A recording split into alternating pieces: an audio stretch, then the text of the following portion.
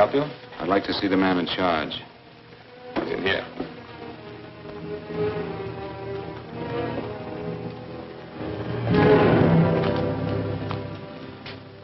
I want to report a murder. Sit down.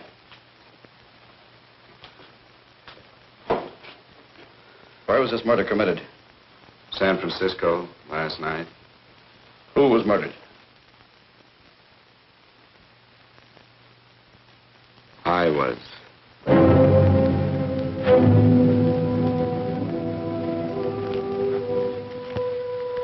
Well, do you want to hear me out or don't you, Captain? I don't have very much time. Your name Bigelow? Frank Bigelow? That's right. Answer the San Francisco APB. Send it direct to Inspector Bannon at Homicide. Tell him we found Frank Bigelow. Go ahead, Mr. Bigelow. Well, this involves some other people, Captain. A number of other people. You tell it any way you like. I live in a little town called Banning out on the desert. It's on the way to Palm Springs. I have a small business there.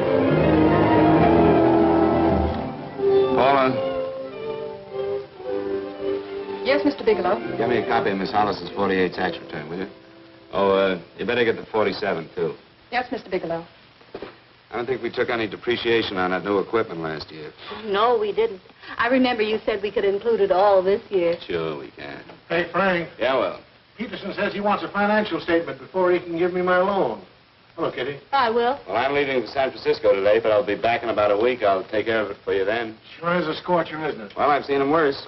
Well, have a nice time, Frank. Yeah, thanks, Will. Paula, why don't you come down to the place and let me give you another permanent?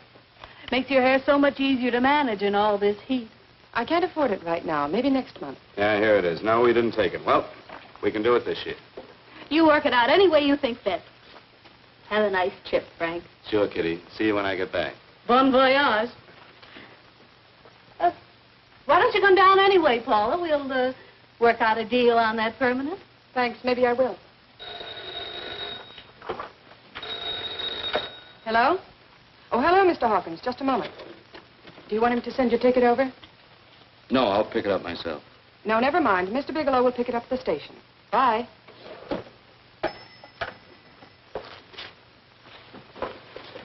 I want to go with you, Frank. Now, Paul, I'm just going on a little vacation. You know that? You want to go without me, don't you? Be gone just a week. And I suppose you've just made up your mind to take this little vacation at 9 o'clock this morning? No, Paul. I meant to tell you about it a few days ago. I guess I forgot. Oh, you forgot. Paula, don't be like that. Don't be like what? You just drop a little announcement that you're going away. Not tomorrow or next week or next month, but today. No explanations, nothing. And I'm supposed to swallow the excuse that you need a little vacation. I just want to get away from town for a few days, that's all. Get away from this town or get away from me. Oh, Paula, please try to understand. How can you ask me to understand anything like this? No, I'm sorry, but I don't understand. Go to San Francisco, but don't expect me to be waiting for you when you get back.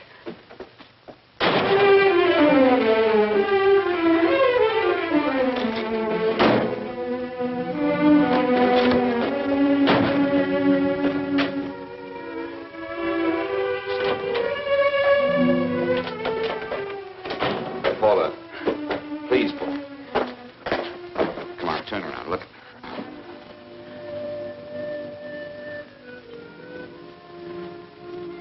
Come here. Why do you do this to me, Frank? Why can't you be honest with me? As honest as I am with you? Do you have to go? I have to go, Paula. I know what I'm doing. All right, go. Go anywhere you like. You can go to blazes for all I care. Paula. Paula. Yes, I know. I'm being foolish. Come here.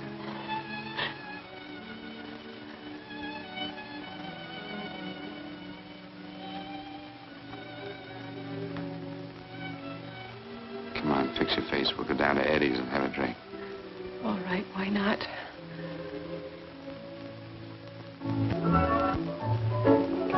Hi, Paula. Hi, Eddie. Give us a couple of cold beers, will you? Coming up. Hi. Come on.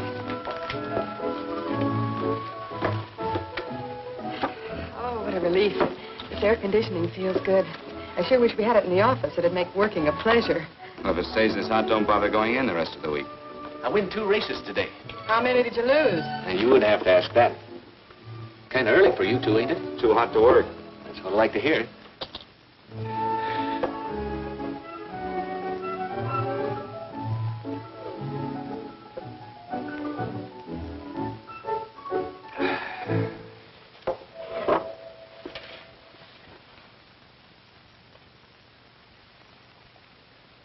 Frank, you'll take me with you, won't you? You will, won't you? Or am I crowding you? What do you mean, crowding me? Maybe you do need this week away alone. Maybe we both do. I know what's going on inside of you, Frank. You're just like any other man, only a little more so.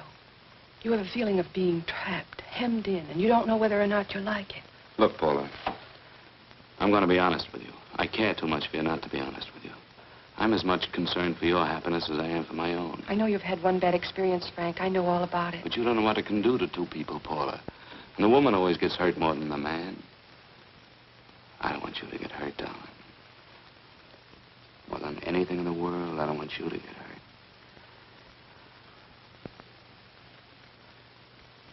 Want to hear some music?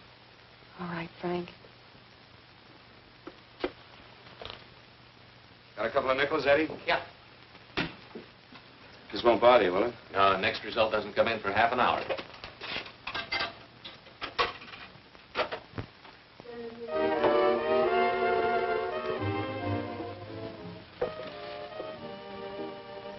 I thought that by now we'd be married. No, I'm not going to crowd you anymore, Frank. Go to San Francisco. I don't like it, but I'm convinced that you must go. I want you to be very sure, Frank. If it's right, and I believe it is, we'll have something really wonderful together. If it isn't, we should both know it as soon as possible. So you see, even if I could stop you, I wouldn't do it now.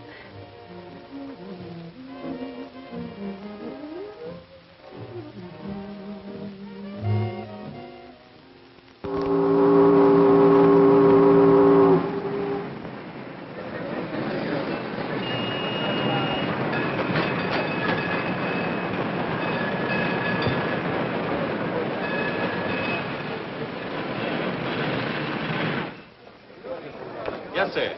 My name is Bigelow. I have a reservation. Yes, sir.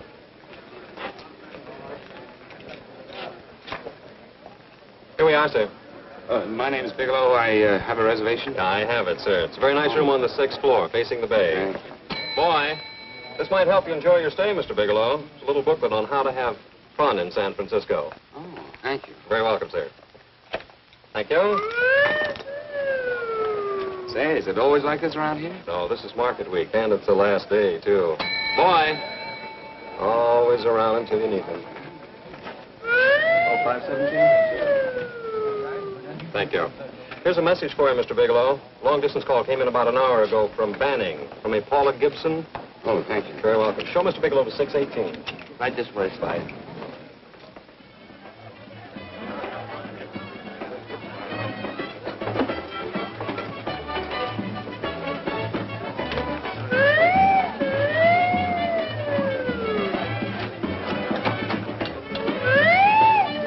This way, Mr. Bigelow.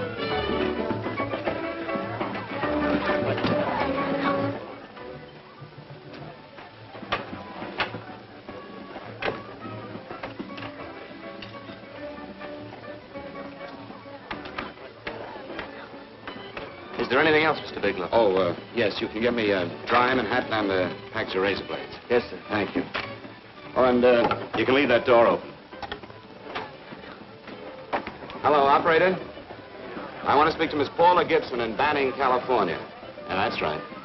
No, I'll wait. Hello? Hello, Paula. Oh, hello, Frank. How was the trip?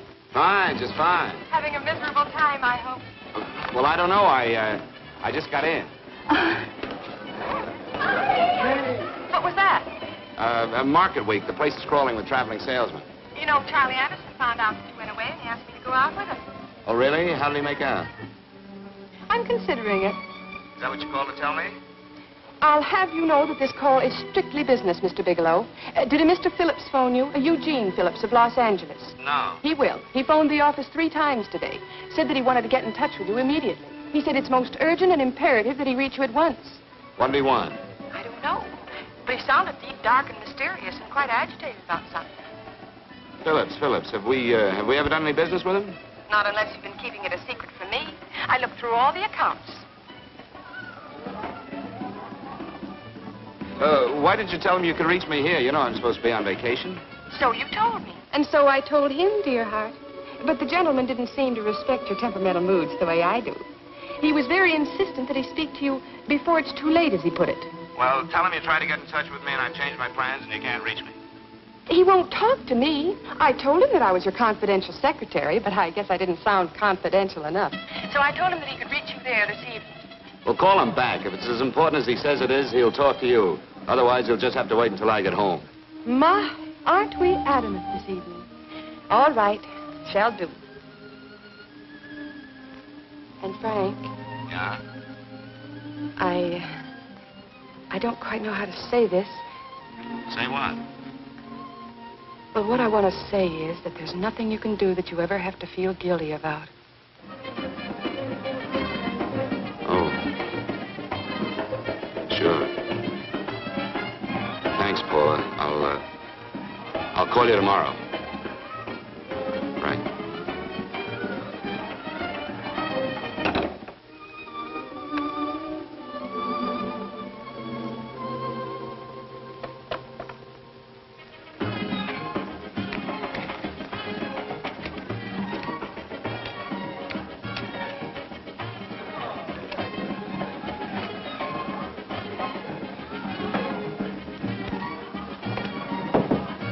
Oh, just put it there, please. You can keep the change. Thanks very much. Say, how long has this been going on? Oh, it's been a madhouse all week, but they check out tomorrow. Oh? I thought you were with them. No, I'm just here on a vacation. Why does everybody come to San Francisco and tear loose? Excuse me. Say, I'm awfully sorry to bother you, but would you mind if I use your telephone? No, go right ahead. I'm just across the hall here. One of the boys is using my phone, and he's been on it for a half hour. I just want to call downstairs. Yeah, sure. Thank you. Room service, please. Hey, things really picked up the last few days, didn't they? You right up much business? Well, I'm not here on business. Oh, room service? It's Mr. Haskell in 617. Yes, that's right. Would you send up 3 more bottles of bourbon and 2 scotch? Yes. Oh, and some more ice, too. Yeah. All right, thank you. You here all alone? Yes, I just got in town. Well, why don't you join us for a drink? Well, I don't want to barge in on your party. Oh, nonsense. It's not a party. Just a few of the boys entertaining some fires. You know, the usual thing. A few drinks and some laughs. It's no party. Come on. Well, Come on. all right. I know what it's like to be all alone in a strange city. I'm Sam Haskell. I'm Frank Bigelow. You think some of these guys never been away from home before? Yeah. Hey, quiet down a minute. Hey, will you quiet down a second? I want you to meet Frank Bigelow. Hello. All right. This is Jane Carlisle. Hello. Bill Welch. How are you, Mr. Wells? Glad to know you, Bigelow. Jane's the prettiest buyer in San Francisco. Oh, hey, I resent that. You don't think I believe him, Elaine? Well, he spreads that from coast to coast. Oh, gee. But it's good for my morale anyway. I'm George Cantwell. Glad to know you, Mr. Bigelow. Bigelow, yes. Right up much business? He's not here on business. Oh? Well, Well, why don't you get the man a drink before he dies of thirst? how about a little bourbon? Well, that's fine. Bourbon it is. Of course, Mr. Wallace. Yes, Mr. Wallace. But, Mr. Wallace, I'll need at least a week in Cleveland to visit all my accounts. I can't figure on being in Philadelphia until the 17th. Eddie, will you get off the phone? I want you to meet Frank Bigelow. How are you? That's his boss. He's been trying for an hour to get his expense account boosted. Yeah, the way this guy holds on to a dollar, you'd think they weren't printing them anymore. Yes, Mr. Wallace. I'm leaving here the first thing in the morning. Yes, sir. Oh, keep your hips loose, Harry, like this. Oh, yeah. How's he doing? Oh, there's nothing wrong with Harry Drummer. The 2 years at Arthur Murray's wouldn't cure. Hey, now, wait a minute. I was doing all right there. This is Sue and Harry Brandon. Hello, good to sir. meet Glad you. How are you? Where'd you find her, Sam? On a dance marathon? Oh, Perfect. Oh, Really? Oh, thanks. Say, I'll bet you could do the rumba. Well, a little, but I'm kind of rusty. Anything would be an improvement after Harry. Oh, how do you like that? Well, here goes. Hey, you're good. Oh, my wife, she's a good dancer, isn't she, Bigelow? Oh, yeah. Fellas, I thought you were going to show us a good time tonight. Is this doing the town? That's right. We practically bankrupt our stores to buy everything you've got. Then you keep us in this hotel room. I agree. This is my last night to howl before I go back to being a dutiful housewife. Well, it looks like we're stuck, boys. This is where we blow all our commissions in one night. And you're coming with us, Bigelow. Oh, no, thanks. You run along. I've got to get unpacked and have dinner. Oh, no, you're not going to get away from me. Now that I found a man who can dance, I'm going to hang on to him.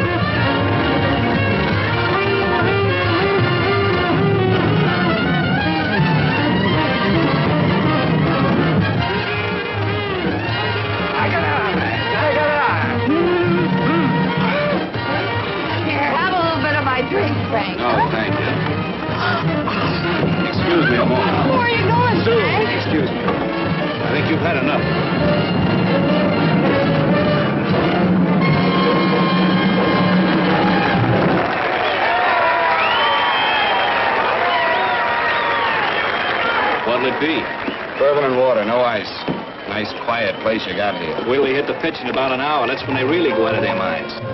Who's the blonde? Oh, she's one of the chicks that hangs around here. She's jive crazy. Come again? Oh, you ain't hip, pal. Jive crazy means that she goes for this stuff. Just between you and me, I don't get it either, but I gotta listen to it. They're all connoisseurs, music lovers. Me, I like Guy Lombardo. What's the matter with him? Oh, he's flipped. The music's driving him crazy. Come down, Jack. Oh, don't buy me, man. I'm being light. Is the blonde alone? Oh, sure, society. She always comes in alone.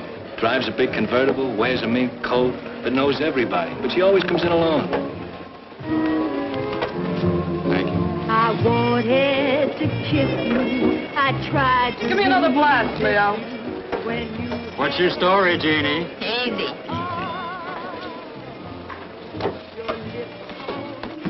Hello. Easy. Dig the fisherman. Oh, that's really silk, isn't it? Can I buy you a drink? Sure thing. Give me a blast, Leo.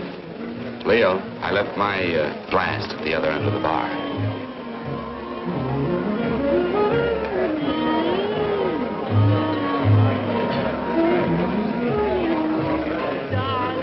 My name is Jeannie. What's you? Frank? I've never seen you here before, Frank. Well, I've never been here before.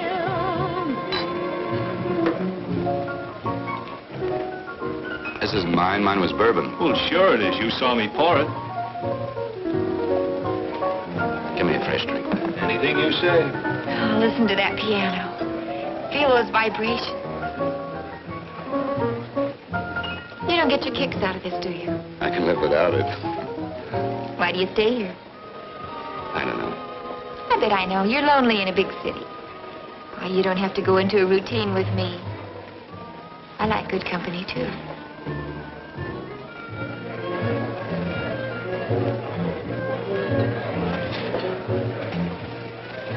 Say, there are some people there I want to avoid. Couldn't we get out of here? Let me think about it. Oh, come on. How about going somewhere else, then? Why don't you meet me later? Okay. Where? I tried to forget you, but you whispered, darling, I love. Call me at that number later. It's my next stop. They've got a band there that'll really send you. See you, Jeannie. Easy.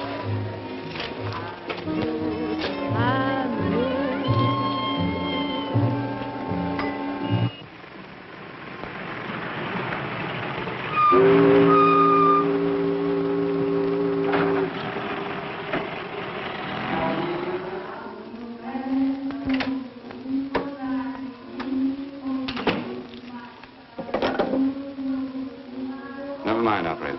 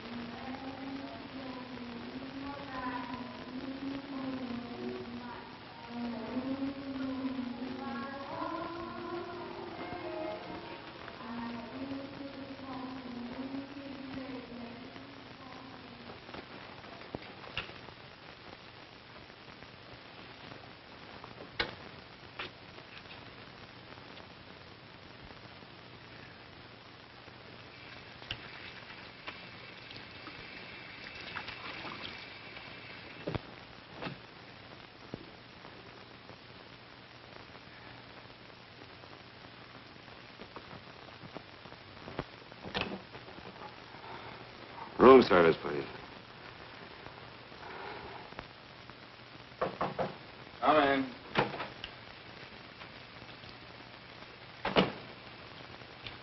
Be right with you, waiter. Yes, sir.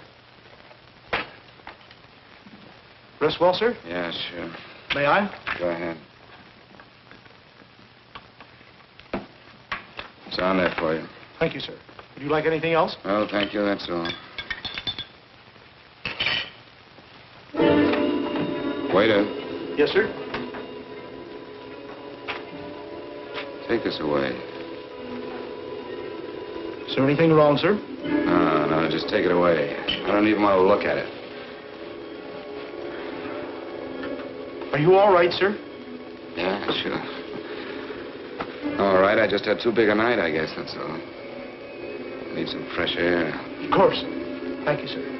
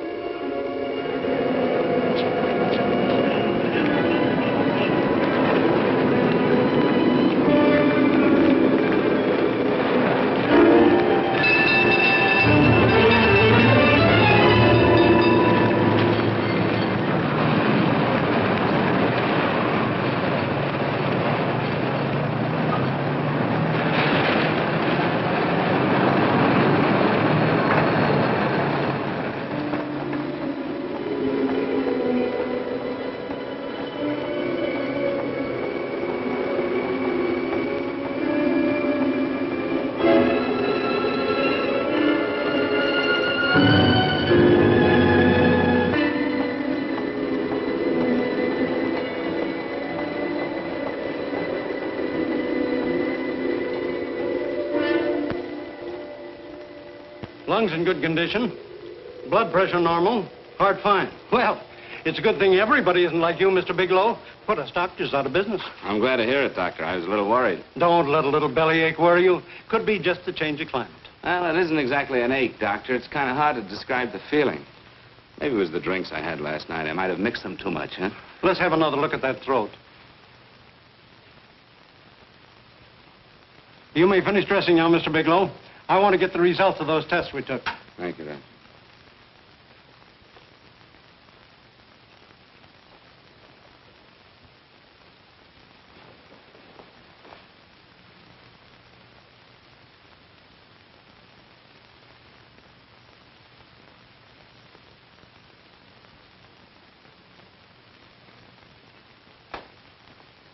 Mr. Bigelow, this is Dr. Schaefer. Hello, Doctor. How are you? Sit down, Mr. Bigelow. According to the information you gave Miss Wilson, you're not married, Mr. Bigelow. That's right. Do you have any relatives, family, anyone in San Francisco? No, no one. I don't know a soul in San Francisco. Where is your home? What is this, Doctor? Why all the questions? You're a very sick man, Mr. Bigelow. Sick? But you told me I was in good shape. Yes, I know. But my preliminary examination didn't reveal your true condition. You sound as if it's pretty serious, Doctor. It's extremely serious. I want you to understand that we wouldn't tell you something like this unless we were absolutely certain. Well, of course, of course. You must steel yourself for a shock, Mr. Bigelow. Well, go on, Doctor. What is it you're trying to tell me? Our tests reveal the presence in your body of a luminous toxic matter. What is that exactly? A poison that attacks the vital organs. Poison? We have no alternative but to tell you this. Your system has already absorbed sufficient toxin to prove fatal. I wish there was something that we could do. What do you mean, wish? You mean there's nothing? There is nothing anyone can do. This is one of the few poisons of its type for which there is no antidote. Well, this is fantastic. This is the most ridiculous thing. You don't have very long. What do you mean? A day, possibly a week, 2 weeks at the outside. It's hard to say exactly. Well, this is impossible. I don't believe it. You've made a mistake. That's it. It could be a mistake, couldn't it? You have made a mistake, haven't you? Answer me. Dr. Schaefer is an authority on toxicology. Been no mistake, Mr. Bigelow. Do you realize what you're saying? Well, you're telling me that I'm dead. Do you think you can explain my life away in just a few words? Why, I don't even know who you are. Why should I believe you? You must calm yourself, Mr. Bigelow. We want to offer you every assistance that we... Assistance? Who wants your assistance? Who wants anything from you? You're nothing but a couple of phonies. Why, I think you're crazy. That's it. You're crazy. The both of you. You're crazy.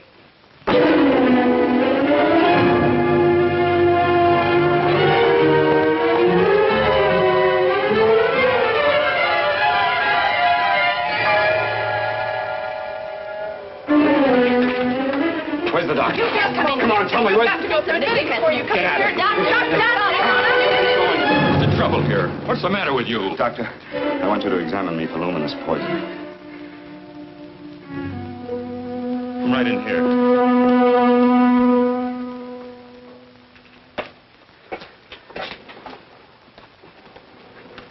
Yeah, you've got it all right. Your system has already absorbed it. Are you sure, Doctor? Are you absolutely certain? Couldn't there be some mistake?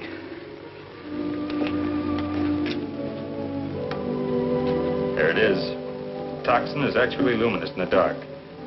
Now there's no doubt about it, Bigelow. I don't feel sick. My stomach is just a little bit upset. Maybe it's not as bad as you think, Doctor. That's characteristic. With a heavy jolt, you go suddenly in a matter of hours. But if the stuff is taken in a lesser degree, you last a while, and then...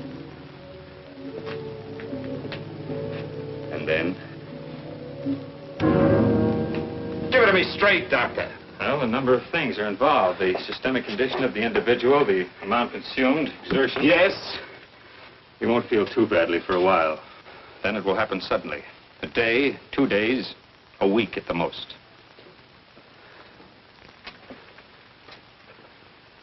A day? 2 days? There's nothing that can be done now. If it had been caught in time, your stomach could have been washed out. But you've had it in you for some time now. For at least 12 hours, haven't you, Bigelow? I don't know. You don't know? No. Don't you know how you got it? No. This is no accident. Somebody knew how to handle that stuff. That wax is tasteless, odorless. And the amount of alcohol in your body, you must have got it in liquor. I was drinking last night. Arrange for your admission to the hospital immediately. Of course, I'll have to notify the police. This is a case for homicide. Homicide? I don't think you fully understand, Bigelow. You've been murdered.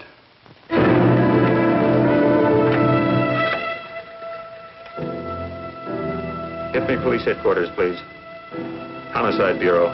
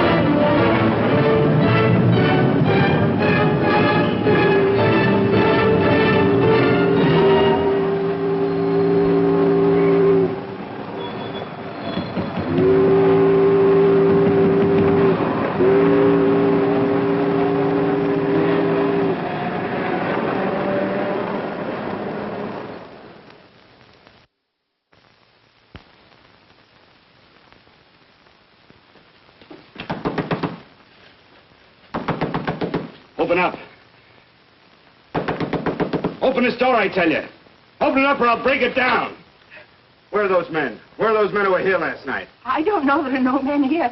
Please go away. Don't lie to me. Where are they? Mister, this lady just checked in. Those men aren't here no longer. They checked out the hotel early this morning. Checked out? Please go away. I'm sorry. I'm terribly sorry.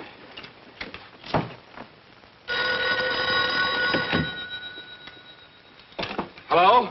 Please, Mr. Bigelow, my eardrums. Oh, hello, Paula. Your enthusiasm overwhelms me.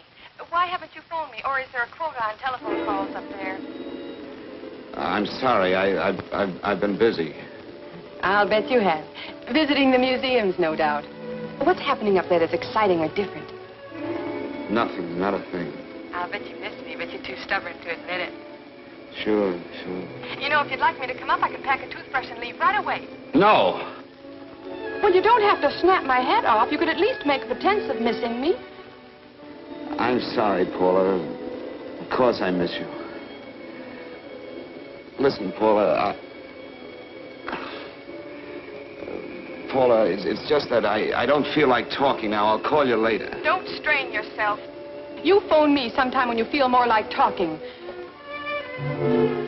Oh, by the way, I called that Mr. Phillips back. Phillips? Yes, you know, the man that tried to reach you. Well, I'm afraid you'll never know why it was so important that he speak to you. His office said he died yesterday. Frank, are you there? Did you hear me? Died? When? Yesterday.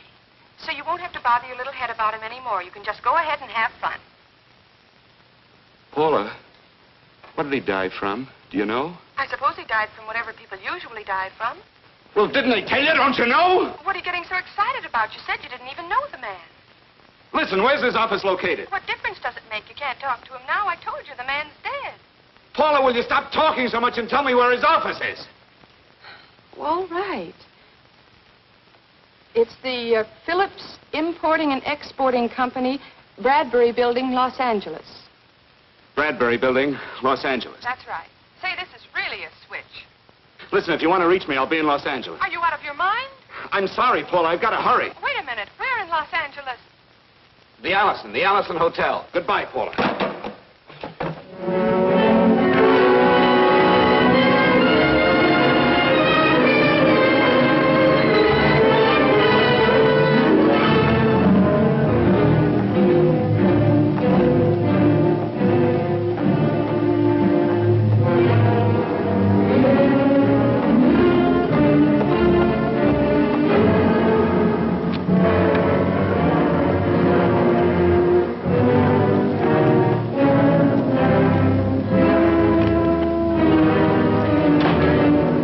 Someone in charge here. What is it in regard Well, it's a personal matter. It's quite urgent. Perhaps Mr. Halliday can help you. Who's he? He's our controller. Your name, please? Bigelow. Mr. Bigelow to see you. Send him in. Go right in, please. That door.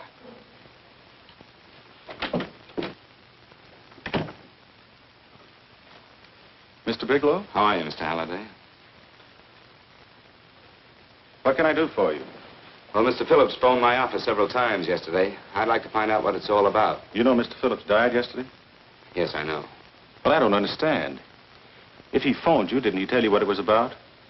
Well, he didn't speak to me. I wasn't in my office at the time, and he wouldn't tell my secretary. Well, I'm afraid I can't be of much help, Mr. Bigelow.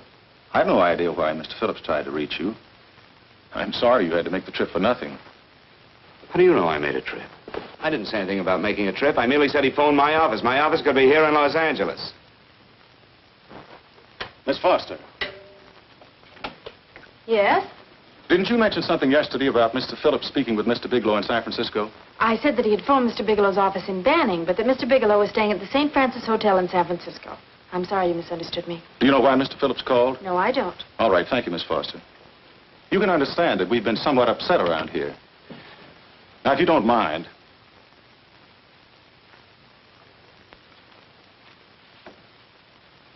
Did Mr. Phillips have a wife, family, anyone that could help me? you can't intrude on people at a time like this just to satisfy some curiosity. It isn't just curiosity. Then I suggest you wait a week or so. I can't wait. Well, I'm sorry you'll have to. Well, there's always a phone book. You're a pretty aggressive fellow, Bigelow. Are you quite sure that this is as important as you make it appear to be? It's important. Mrs. Phillips lives at the Sunset Arms Apartments. Thank you. I needn't tell you she's under a strain. I suppose you're capable of using a little more tact with her than you demonstrated with me. I think I can handle it. By the way, what was the cause of Mr. Phillips' death? Suicide. He leaped from the balcony of his apartment.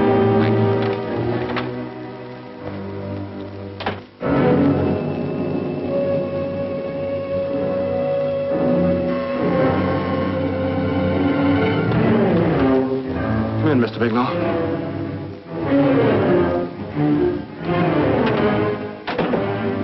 I'm Stanley Phillips, Eugene's brother. Halliday phoned that you were coming.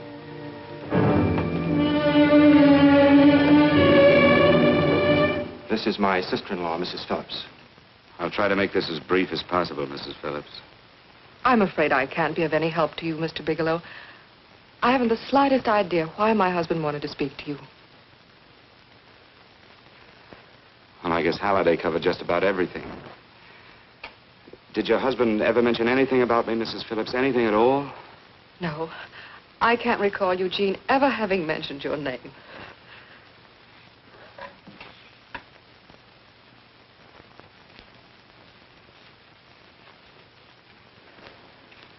I hate to ask you this, Mrs. Phillips, but it's of vital importance to me. Do you know why your husband committed suicide? Oh. You're certainly not the most diplomatic person in the world, are you, Bigelow? Were you a friend of my brother's? I never met him.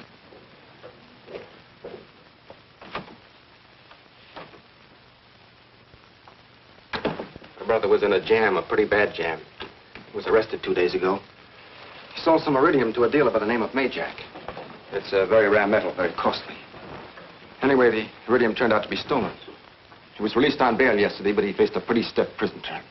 And have committed suicide for less. Yes, I know. That's how the police feel about it. What puzzles me, though, is this crooked deal.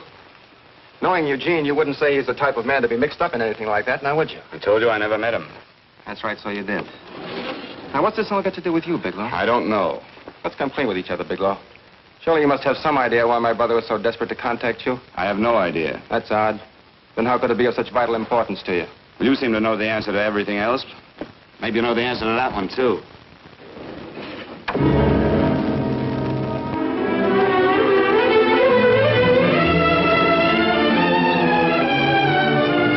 There's a message here for you to call operator 82 at Banning.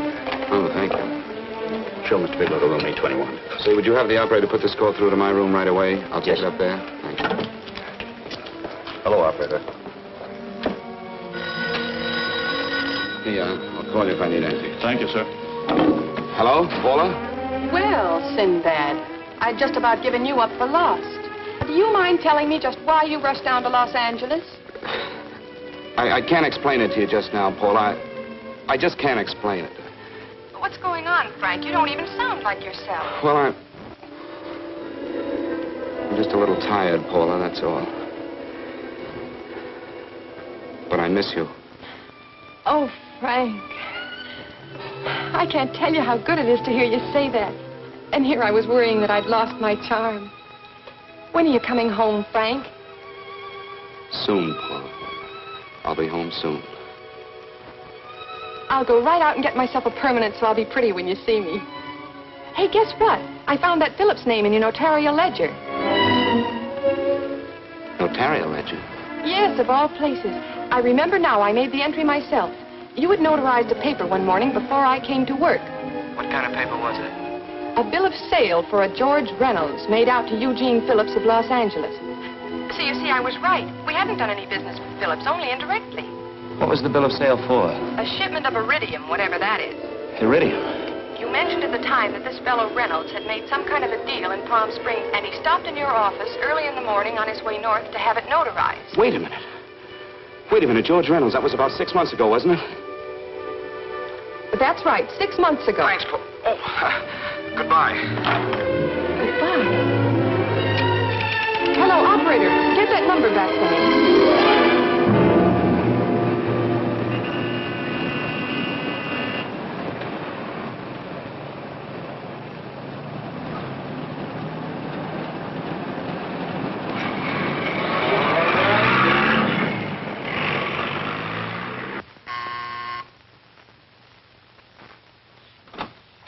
I've got to talk to you, Mrs. Phillips. Please, go away. I want to be left alone. But I found out why your husband wanted to see me. It was in connection with a bill of sale. Come in. Thank you. What do you know about a man named George Reynolds? George Reynolds? Yes. Why, that's the man my husband claimed sold him the iridium. And what did Reynolds claim? Reynolds disappeared. Yes? About 2 months ago, my husband grew suspicious that something was wrong. Since then, he tried in every way to locate Reynolds, but could find no trace of him. But I don't get it. Your husband could have proved he made a legitimate deal by showing the bill of sale he got from Reynolds. Then there was a bill of sale? Yes, of course there was. My husband swore there was, but at the time of his arrest, he couldn't find it. It was mysteriously missing. Well, then, if your husband could have shown proof, it would have been George Reynolds who would have faced the prison term. Eugene was convinced that Reynolds had stolen the bill of sale. He was the only one who had reason to eliminate evidence of the transaction. Thank you, Mrs. Phillips. Thank you very much. You've been very helpful. Oh, if you'd only come sooner, Mr. Bigelow. My husband might be alive today. I know.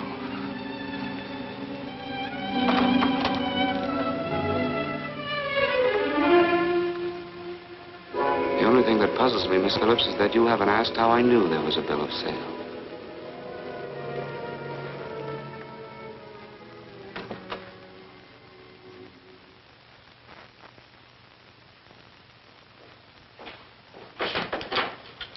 Mr. Holliday isn't in. He should be back shortly. I think you're the one who can help me, Miss Foster. Mr. Phillips tried to reach someone else before he called me yesterday, didn't he? Why don't you ask Mr. Holliday? Obviously, Mr. Holliday wasn't here yesterday, or he wouldn't have had to learn from you that Phillips called me. And you're the logical person to know who else Phillips called. I don't believe that's any of your business, Mr. Bigelow. Don't think you're revealing anything confidential, Miss Foster. I know that he tried to reach somebody else. Mrs. Phillips told me. You're bluffing, Mr. Bigelow. I don't know what you're after, but you're trying to trick me. Mrs. Phillips didn't tell you a thing. How do you know that? Mrs. Phillips knows nothing about it. She doesn't. Well, why wouldn't she? Wait a minute. I was talking about George Reynolds. Who did you think I meant? Just who is it that Mrs. Phillips doesn't know I about? told you before, that's none of your business. All right, young lady, I'm going to give it to you straight. Phillips was murdered. Murdered? I don't believe you. He told me because he needed me to clear him. Phillips was innocent. Innocent men don't have to jump out of windows. Murdered? Just who are you trying to protect, Miss Foster? Why are you so afraid to tell the truth? I'm not protecting anybody. I haven't any more to say. All right, young, listen to me. This thing is going to explode wide open. If you've got nothing to hide, you better start talking. Or maybe you are mixed up. No! Well, then, come on. Mr. Phillips called Marla Rakubian. He went to see her yesterday morning. Who's Marla Rakubian? She's a model. She and Mr. Phillips used to be quite friendly, but he hadn't been seeing her for quite some time. Come on. The last couple of months, he'd been trying to locate her and finally learned where she lived yesterday morning. When he returned from seeing her, he was terribly upset and excited. That's when he had me put in the calls for you. When he couldn't reach you, he went home. The last time I saw him alive. Give me Marla Rakubian's address. I don't think Mr. Phillips realized I was aware of his friendship with Marla Rakubian, and out of respect for him, I never intended to tell anybody. I had no idea that she had anything to do with the trouble he was in. I admire your discretion, Miss Foster. You know, you must be pretty friendly with Stanley, Miss Foster. He knew how desperately his brother tried to reach me yesterday, and he wasn't even here at the time. And now you seem to know all about what happened in Mrs. Phillips' apartment.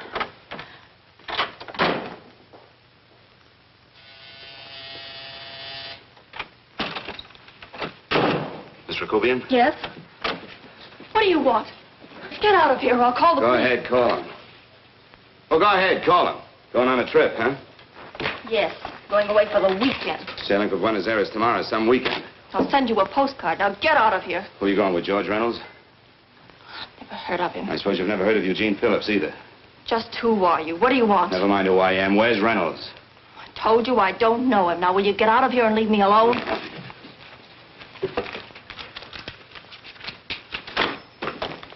So you never heard of George Reynolds, huh?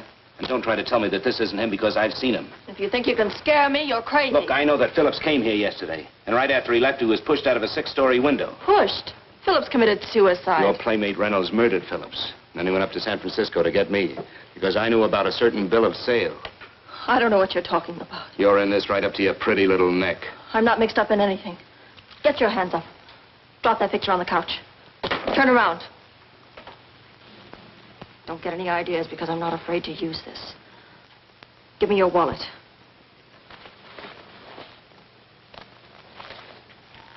Frank Bigelow, Hotel Alex. All right, now where's Reynolds? I don't know. I don't know where he is. Is that what you told Phillips yesterday? I told him exactly what I'm telling you. I haven't heard from him in months. Yeah? You're mighty careful of the picture of a man you haven't heard from in months. What does the Ray stand for? It was a pet name. Do you mind? Oh, it sounds very cozy, Miss Rakubian. You and Reynolds call each other pet names while you make a sucker out of Phillips. Phillips made the deal because he wanted it. Yeah? I'll bet you weren't above using what it takes to help make him want it. Who's paying for this trip? I am. Really? A first-class trip to Buenos Aires on a model salary. Don't make me laugh. Since you and Reynolds aren't seeing each other anymore, you don't mind if I keep this to you. If I were a man, I'd punch your dirty face in. You know, I really believe you would. Oh, I almost forgot. Your tickets. Don't be surprised if I'm there to see you off.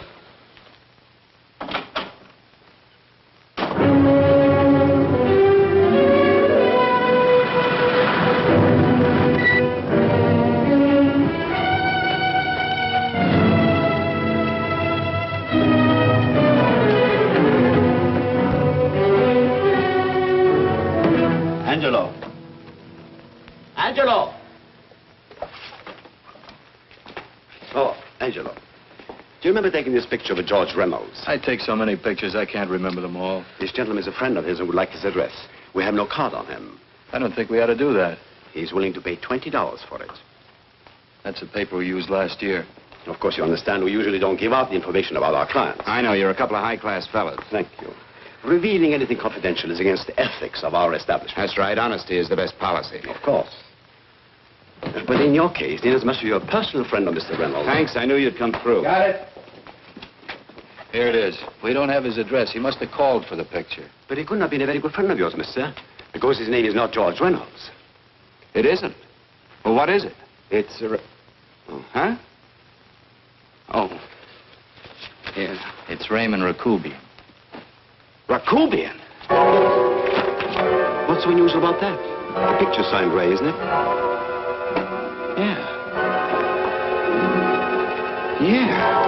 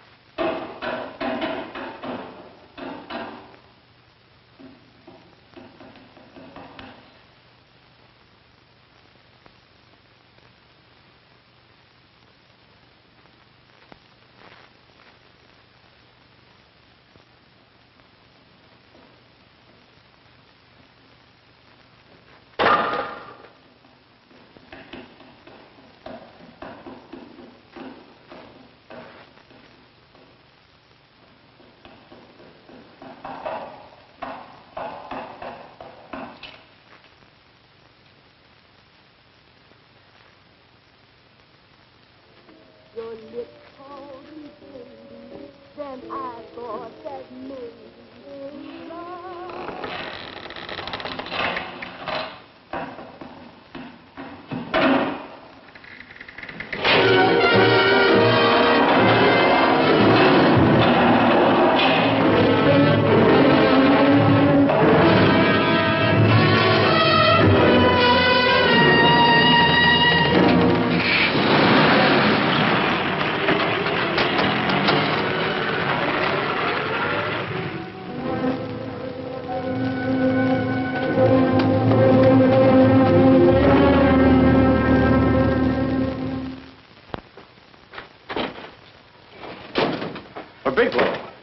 Are you all right? Can I get you anything? No, thanks. Do you know this man? No. No, I don't think so. Are you sure you've never seen him? I'm quite sure. Does the name Raymond Rakubian mean anything to you? No, I never heard of him. Why? He also uses the name George Reynolds. This is Reynolds? That's right. Well, where can we find him? That's what I want to know. Tell me something, Halliday. You're the controller here. How come you didn't know about that bill of sale? Phillips made that deal before I came to work here. Yeah, but you still keep records, don't you? For some reason, which is none of my business, Phillips preferred to keep that among his personal papers. Now, does that answer your question? You came in here today asking for some information that you needed, and I tried to be as cooperative as I could. But now you're beginning to annoy me. So get out before I throw you out.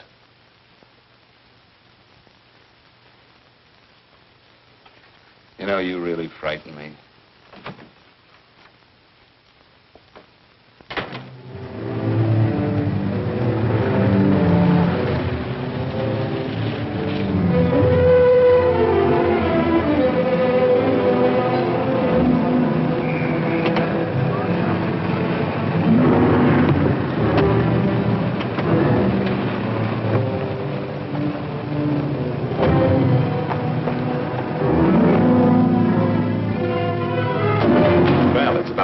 showed up, Bigelow. Go ahead, babe.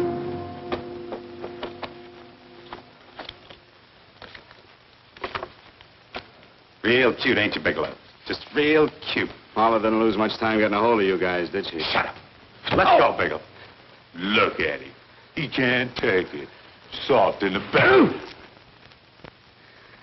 You do that again and I'll kick your face.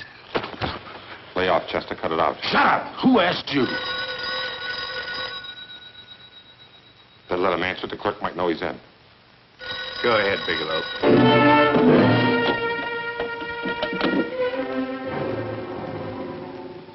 Hello? Frank. Frank, why did you hang up on me? I've been trying to get you for hours. I'm sorry, Paula. I was in a hurry. Well, don't be in such a hurry this time. You didn't give me a chance to finish what I had to say. What's the name? I wanted to tell you that McGowan was in hollering his head off because you didn't go over the books. Tell McGowan to get another auditor. Sure. Sure, I'll just do that little thing, and who's the best paying account we've got? Do as I tell you, Paula. Frank, are you drunk? Paula, how much we got in the bank? About $2,200. Draw it out tomorrow. Sure. Then what do? Skip town without paying our bills? Forget the bills. You know that coat you always wanted? Buy it.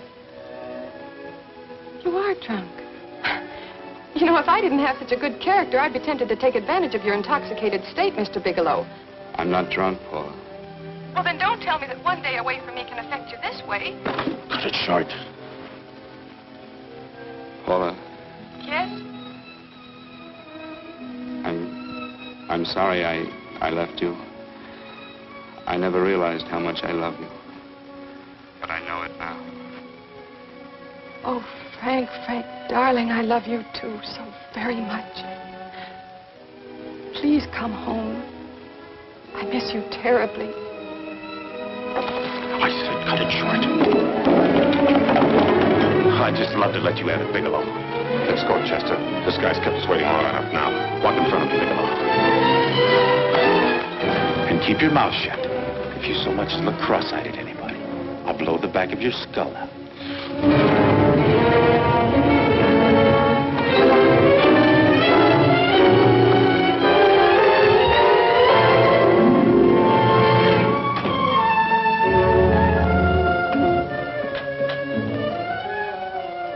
Bigelow's real cute.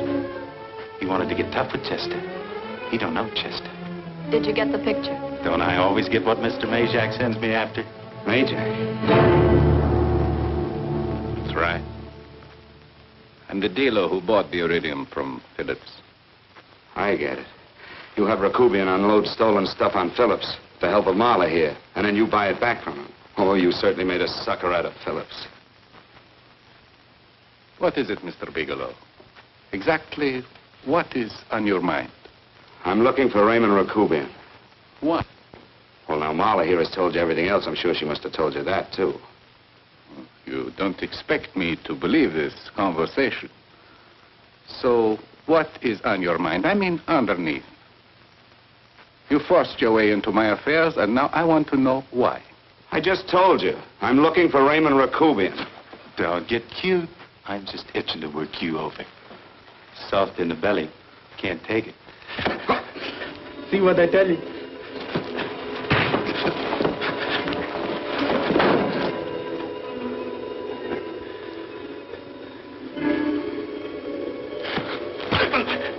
Can't do that to Chester.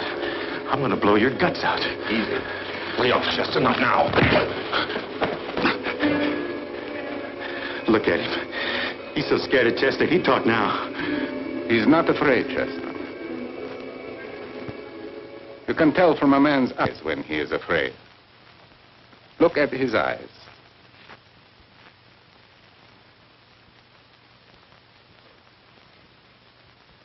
Oh!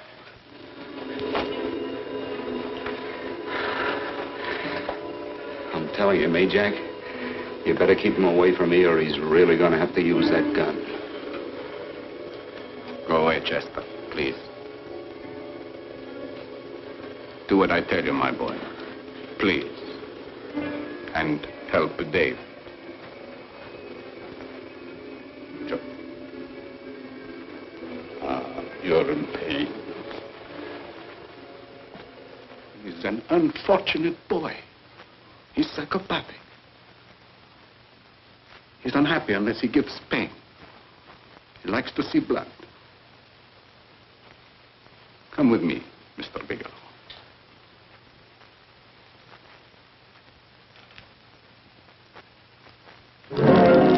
Raymond Rakubian was my nephew.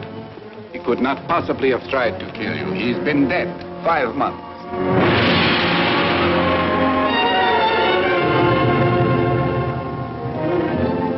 I'm afraid you have been sidetracked. Provided it is true that somebody made an attempt on your life. Somebody made an attempt again today. I had no reason to kill you, believe me. What do you mean you had no reason? I notarized a certain bill of sale. You notarized the bill of sale for Reynolds, not Rakubian. What I told you was true. I had no reason to kill you. That's a closet, Mr. Bigelow. And under other circumstances, you could go home now. But now you present a problem. You know too much, and I am in danger. Chester! Suppose I were able to prove to you that I only want to find the person who tried to kill me. And I won't cause you any trouble. You know I can go to jail for 10 years for this little business. 10 years. At my age, that's my life. That means my entire life. With my life, I do not take chances. I am sorry, believe me. You want Joe to go with you? No. Just Bigelow and me. And baby Meg's 3. But Major... Goodbye, Mr. Bigelow, and forgive me. Let's go, Bigelow. I guess you won't be there to see me off.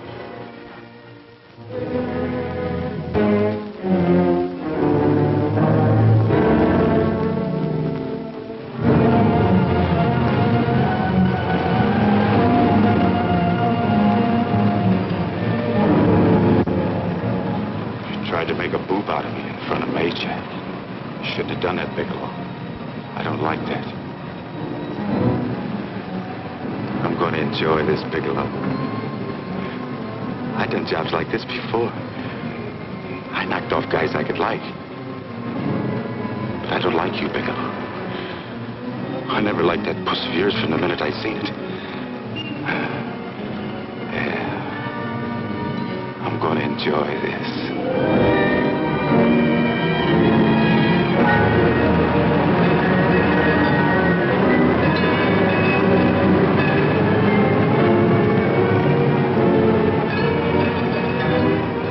Scared yet, are you, Bigelow? But you'll be scared. Good and scared. I think I'll give it to you in the belly. You don't like it in the belly?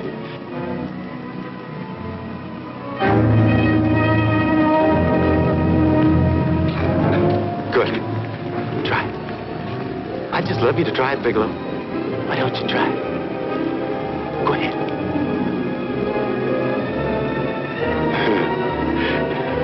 Didn't have the nerve, did you, Bigelow? I think I'll give it to you right in the belly.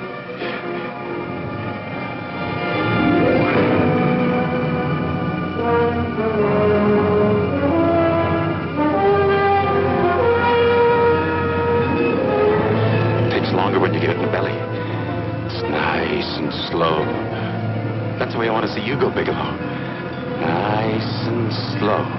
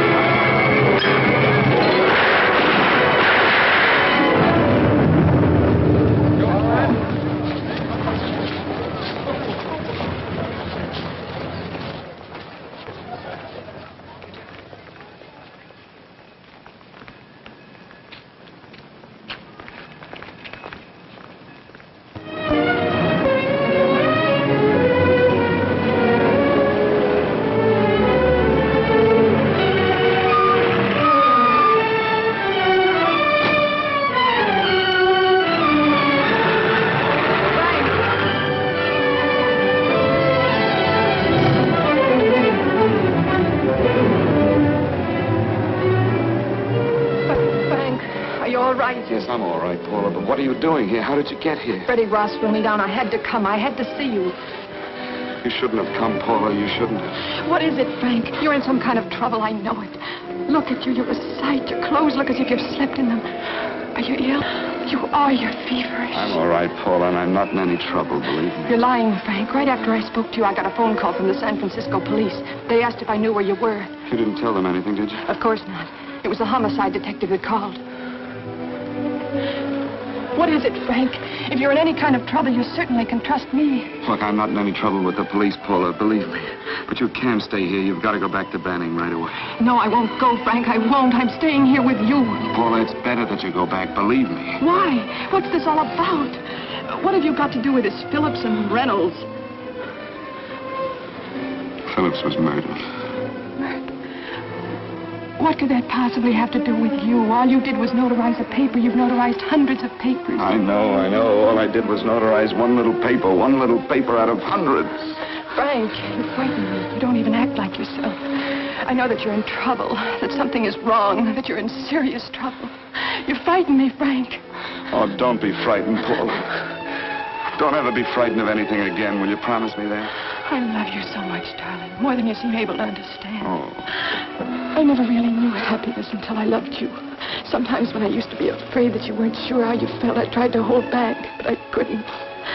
Losing you would have meant losing everything. There would have been nothing left. Don't, Paula, don't.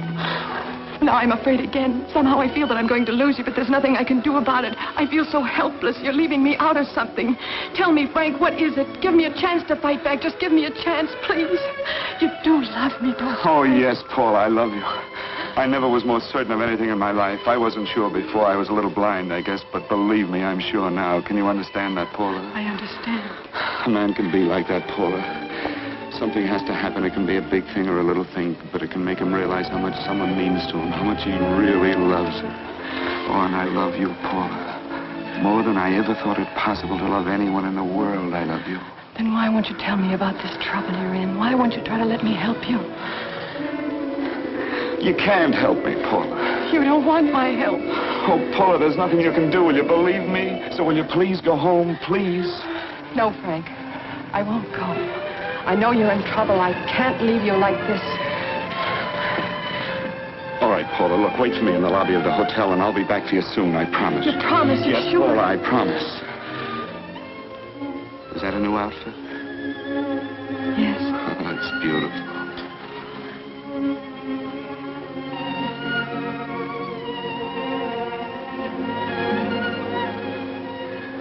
You'll come back to me, won't you, Frank?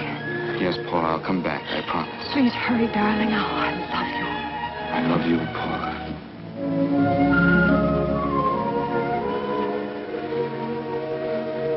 Goodbye, Paula.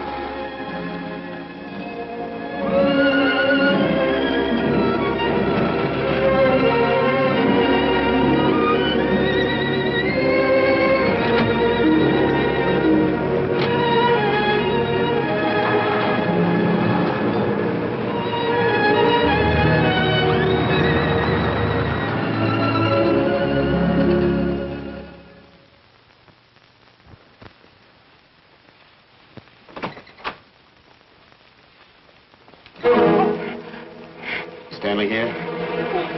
You sure? All right, get in there. Now get Stanley on the phone. Tell him to come over here right away. Use any excuse you want. What are you going to do?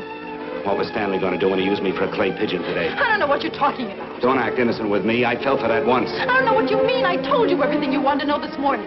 Yeah, you told me just enough so I'd get sidetracked and wouldn't know that Stanley was the one I was after. Stanley? Oh, no. You and Stanley have been together on this from the start. Now, come on, get on that phone and call him. Don't let him know I'm here. Bigelow.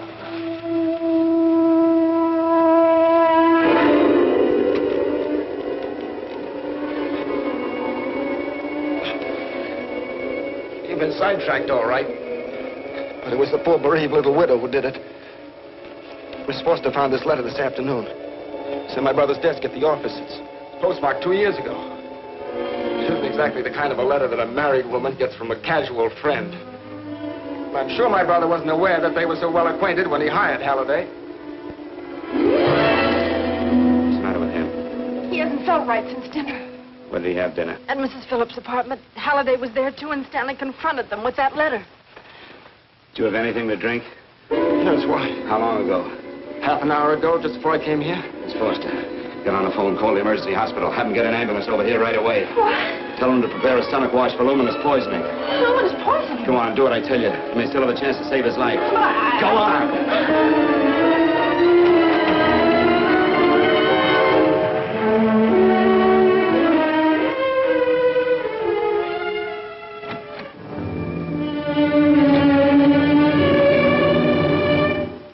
I found George Reynolds, Mrs. Phillips. He's been dead for 5 months. And he didn't steal the bill of sale. No, he didn't. But you could have stolen it. How dare you? You knew who I was when I came here today. But you were surprised to see me alive, weren't you? But I'm not alive, Mrs. Phillips. Sure, I can stand here and talk to you. I can breathe and I can move. But I'm not alive. Because I did take that poison. And nothing can save me. What are you going to do? If I kill you now, I have nothing to lose. No, you've got to listen to me. You've got to give me a chance. But I didn't have a chance. It was Halliday. Believe me, it was Halliday. He made me steal the bill of sale. He planned everything. What about this letter? Your husband knew about you and Halliday. He found it only yesterday. He accused Halliday. They fought, and Halliday pushed him over this balcony. And why me? Why did he want to kill me? Because you could have proved there was a bill of sale, that my husband had no reason to commit suicide. Halliday was desperate. After he killed my husband, he found out about the phone calls to you.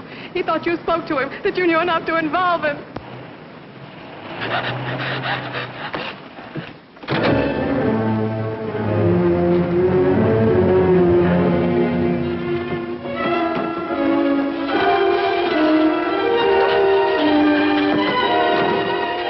Where's Halliday? Where is he? He's in the office. This time you don't walk him.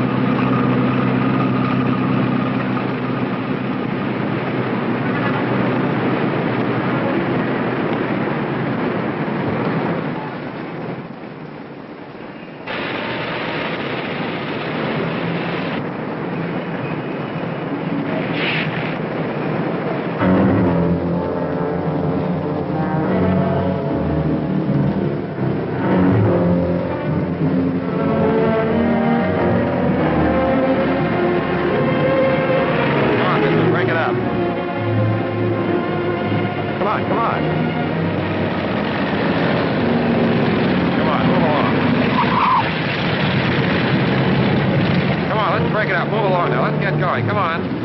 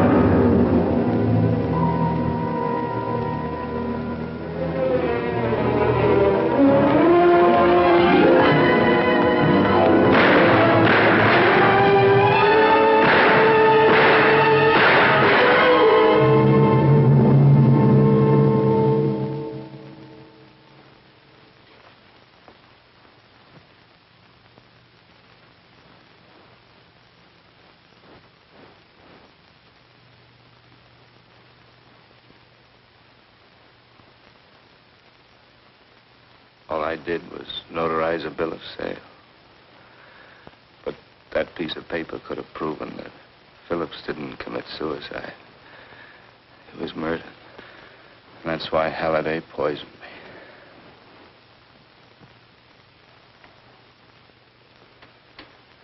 me. Would you?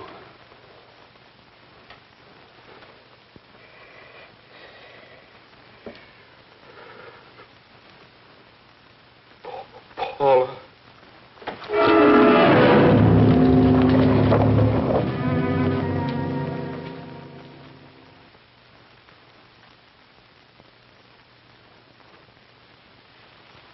Call the morgue.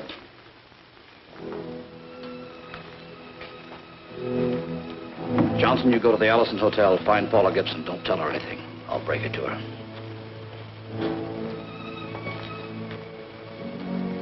How shall I make out the report on him, Captain? Better make it dead on arrival.